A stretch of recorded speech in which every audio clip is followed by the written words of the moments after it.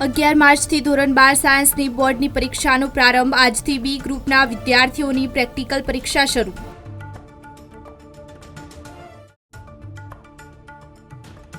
આવતીકાલે દ્વારકાથી આસ્થા ટ્રેન અયોધ્યા જશે। હાલારના 1340 જેટલા રામ ભક્તો આસ્થા ટ્રેનમાં અયોધ્યા જવા પ્રસ્થાન કરશે।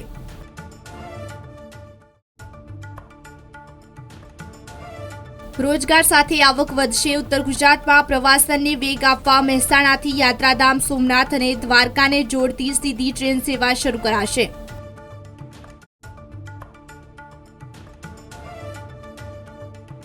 લઘુત્તમ તાપમાનમાં 3.5 ડિગ્રીનો કડાકો। ફેબ્રુઆરીમાં ગરમીનો પારો 33.5 ડિગ્રીએ પહોંચ્યો।